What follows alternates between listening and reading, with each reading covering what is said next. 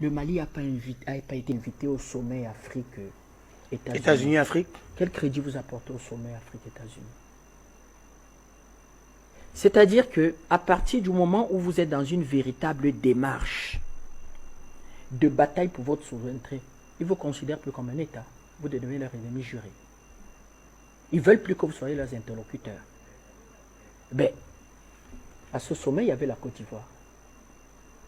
Quand vous voyez donc la démarche des responsables maliens par rapport à ce qu'ils recherchent pour leur pays, et un autre carrément qui a vendu son pays à 30 000 milliards de taux d'endettement. Production industrielle, zéro. Tendu le pays. Tous les intérêts sont contrôlés par l'étranger. Dès qu'un petit pion. Celui que vous appelez Tiéné Brahima Ouattara, c'est qui ce monsieur?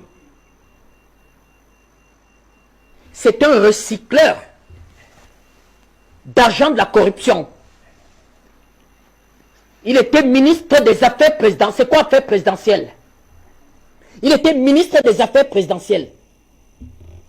Le président Banda parle des fumoirs, d'un narco-État. Président, son rôle était justement de négocier les commissions dans le narcotrafic. C'est ça un ministre des Affaires présidentielles. Et il se retrouve maintenant ministre de la Défense. Première question. Que valent aujourd'hui les moyens politiques, diplomatiques et même militaires de la CEDEAO? Je rappelle que la CEDEAO s'est réunie à Abuja le 4 décembre et que la CEDEAO donnait un ultimatum. On vous demande de les libérer avant le 1er janvier. Mais pourquoi la CEDEAO n'attend pas le 1er janvier? Parce que moi-même j'étais content, c'est-à-dire je disais, mais vraiment, M. Goïta là, vraiment, lui-même aussi, vraiment, il a cherché palabre, hein, parce que là maintenant on lui donne un ultimatum clair. Et au-delà de donner l'ultimatum, la CEDEAO est allée chercher le soutien de l'Union européenne. La CEDEAO est allée chercher le soutien des États-Unis et de l'ONU. Et tous ont convergé vers ça, de dire qu'il faut libérer les 46 otages, les 46 mercenaires, avant le 1er janvier. Pourquoi la CEDEAO n'attend pas le 1er janvier? Et comme ça, nous allons voir ce que la CEDEAO va faire. Mais très rapidement, Abidjan consécute toute la démarche diplomatique, politique, pour aller dans les négociations. Moi, ce qui m'a gêné dans cette histoire, c'est que quand vous regardez les chaînes ivoiriennes, moi je veux le dire, vous avez des gens qui ont été ici sur Afrique Média, qui nous demandaient de vendre ce qu'on appelle le CNT. Allez écouter leurs propos. Aujourd'hui, si M. Goïta, sur une certaine mouvance panafricaniste, ils sont assis sur la chaîne de télévision de Mme Ouattara, NCI.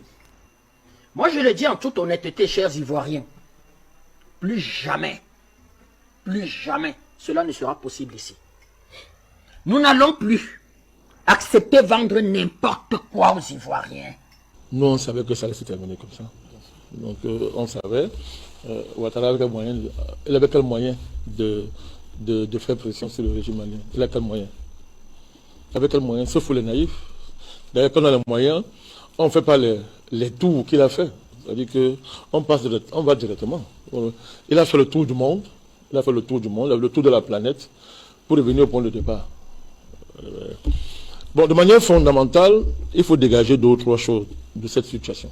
D'abord, nous devons observer et féliciter un leadership qui nous inspire et pour qui nous avons beaucoup nous accordons beaucoup d'attention parce qu'il est un cas, comme excuse de réduire le Mali à ça, hein, mais qu'on comprenne ma pensée, c'est comme on disait, c'est un cas d'expérience. Voilà un président, je parle du colonel Assimi Goïta, il ne bavade pas. Il ne sort pas de son pays. Il faut que les gens regardent. Hein. Parce que les gens font croire qu'il faut voyager trop. Quand on a un président, on voyage trop. On voyage trop, et quand on voyage trop, on règle les problèmes. Vous savez qu'il y a une typologie de président que nous avons vendue ici dans ce précaré ténébreux france-africain, mais qui n'était qu'en fait un précaré occidental. On nous a vendu une typologie de président Et nous avons cru que c'est comme ça qu'il faut être pour être un bon président. Or, nous savons que ce n'est pas ça, le bon président. C'était une façon de masquer des valets, de vouloir habiller décemment des sous-préfets, des présidents de pacotille. Ce n'est pas que nous incitons ces présidents, c'est la nature de leur fonction que nous sommes en train de mettre sur la table. Ce n'est pas que nous incitons les individus en tant que tels. Vous pouvez être très brillant, mais dès que vous entrez dans la structure de la fonction, c'est fini pour vous. Vous ne pouvez plus rien faire de particulier, parce que cette structure-là est figée dans un engrenage historique qui vous dépasse. Donc on nous a fait croire ça, qu'il n'y avait rien à faire, on ne peut pas gouverner autrement. La seule façon, la seule option, c'est la soumission, l'adoration, n'est-ce pas, du système. C'est ça qui est un grand président. Donc dès que tu étais reçu au Quai d'Orsay, au perron de l'Élysée, avec un quelconque président français qui te tapait l'épaule, tu fais 5 minutes, on prend les photos, tu es devenu un grand. Je suis un homme d'État, je suis grand. Vous avez quelqu'un qui est là depuis quelque temps, qui vous montre qu'on peut diriger autrement. Quels des objectifs précis à atteindre, il sait où il va. Et il les atteint sans bruit. Je parle du colonel Assimi Goïta.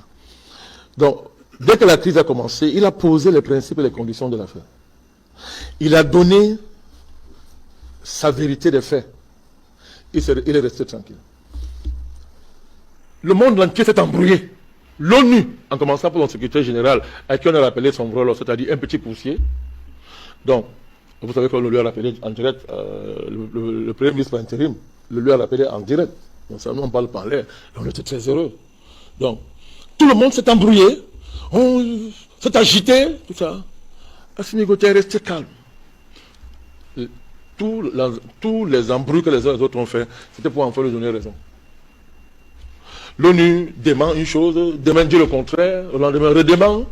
Le secrétaire général veut contredire la position de l'ONU même sur une question, il vient contredire. C'est une affaire qui a démontré une fois de plus comment on dit ça, la vraie nature du système international, si le fera encore. C'est une affaire qui a démontré le caractère pourrissant, le niveau de putréfaction, n'est-ce pas, ce qu'on appelle le système international, et la crédibilité que les gens veulent se donner parce qu'ils sont censés représenter ce système-là. Alors, M. Ouattara, au départ, le bluff comme d'habitude, il menace, il s'agite, après il dit ça va se régler à l'ONU, il va à l'ONU, ça ne marche pas, il revient à la CEDEAO, ils font le bruit, ils ont donné au moins 3 ultimatums, la CEDEAO, on donne au moins 3 ultimatums, et évidemment, à chaque fois, ça veut dire que l'ultimatum se transforme, n'est-ce pas, en non, vraiment, il faut il donne un ultimatum au public, mais après le même président lui dit que non, il faut privilégier la voie pacifique. Il faut privilégier la voie pacifique. Mais pourquoi vous parlez en public, vous donnez les ultimatums, et maintenant par derrière, chacun va de son côté et fait semblant de dire que non, vraiment, il faut la voie pacifique et tout et tout. Donc on a là, au niveau formel, n'est-ce pas, une fois de plus, on voit exposer la nature de ce système. Ça ne tient plus, il n'y a rien. C'est pas du sérieux. C'est du banditisme, c'est de la fémania. C'est en pleine putréfaction. Les gens qui représentent ces structures-là, malgré les grands aides qu'ils ont pris, on a cru qu'ils avaient de la valeur. Ils n'ont aucune valeur. Vous voyez, un secrétaire général, l'ONU ne vaut rien. Il ne vaut absolument rien. Il le demande. Vous voulez le respecter? Vous voulez le respecter? Vous n'avez pas le moyen de le faire parce qu'il ne vaut rien. Alors, s'il ne vaut rien, la CEDEAO, rien du tout. Ils sont là avec des vestes, ils mettent des drapeaux ici, ils veulent se faire important. Zéro tour, avec des présidents vides, sans aucune consistance. Donc vous regardez tout ça, vous vous demandez, mais c'est pas possible ça. Mais comment on peut arriver à ce genre de niveau? Je ne parle même pas de l'Union africaine. Vous vous demandez comment est-ce qu'on peut arriver à ce niveau? Mais bien, on nous a vendu ça pendant des décennies. On nous a vendu ça pendant des décennies. Nous avons cru que tout ça était sérieux. Assimi Goïta passe sa fermeté, déshabille tout ça, dégonfle tout ça, et les détruit sans parler, parce qu'il les expose. On voit qu'ils ne valent rien. C'est-à-dire que ils disent que bon, quand vous les entendez parler, vous avez l'impression qu'ils vont avaler Assimi Goïta en 2 jours. Vous êtes sûr que Assimi Goïta et le Mali ne peuvent pas tenir 3 jours. Quand ils parlent, après ça vous vous rendez compte, ils se dégonflent encore seul devant lui, et même ils s'embrouillent, ils sont perdus. Donc Assimi Goïta et le régime malien nous ont fait un cours vivant sur la nature et la réalité de ces institutions-là, qui font du bruit, mais qui en réalité, face à une démarche lucide, à une démarche sereine, à une démarche de conscience, ne peuvent rien faire. Ça, c'est la forme, hein. Dans le fond, mais un rapport de force devant vous est en train de se dessiner. Une nouvelle dynamique émerge.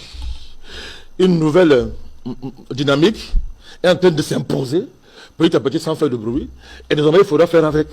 Et cette dynamique, c'est notre dynamique. Assimi Goïta incarne. Il n'est pas le seul d'ailleurs à le faire en ce sens-là.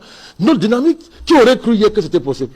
Que dans cette sous-région, totalement vassalisée par la France-Afrique, agissant pour le compte de l'Occident, entre guillemets, qui aurait pu croire qu'on se retrouvera devant une pareille situation? Qui aurait pu croire? Donc ça veut dire complètement que tous les présidents l'ont réuni, tous les pays l'ont réuni là, tout le bloc de l'OTAN là, qui ne veut pas dire son nom l'a réuni, plus l'ONU, n'ont pas été capables de faire plier le Mali. Ça c'est la leçon. N'ont pas été capables. Alors, et à partir de là, la méthode d'Assimi Goïta peut faire tache d'huile. L'exemple malien peut faire tache d'huile. Ça nous parle. Qu'est-ce qui amène Assimi Goïta? Quels sont les ressorts de cette force du régime malien? Quels sont les ressorts, n'est-ce pas, qui font la force du régime malien? Mais, tout à l'heure, je vais dégager les éléments formels. Le sérieux d'un dirigeant, sa détermination, sa lucidité, et une équipe qui est autour de lui, de personnes qui ont une vision pour le pays, qui ont l'expérience du pays parce qu'ils ont mené les batailles de leur génération pour le compte du pays, n'est-ce pas? Et des bonnes alliances géopolitiques.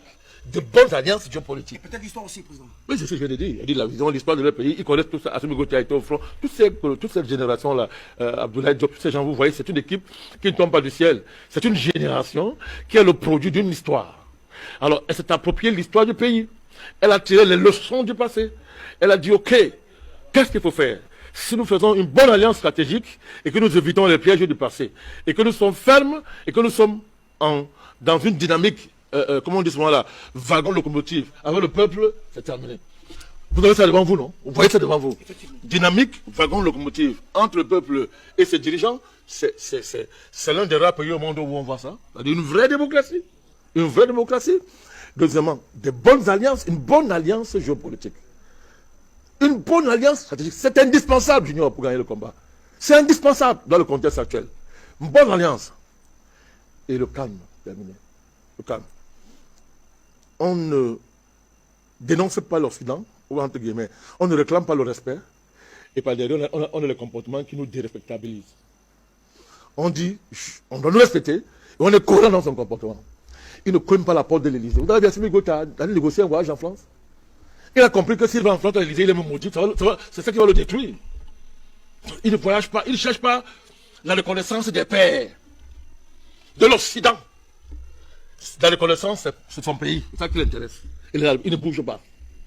Et il impose le respect. Donc il y a un rapport de force qui se détermine dans la sous-région. C'est d'ailleurs pour ça que vous avez vu que dès que ce capitaine Traoré a pris le pouvoir, premier voyage et seul voyage, c'est où? Au Mali. Vous voyez comment ça fait trembler? Ça fait trembler l'establishment, entre guillemets.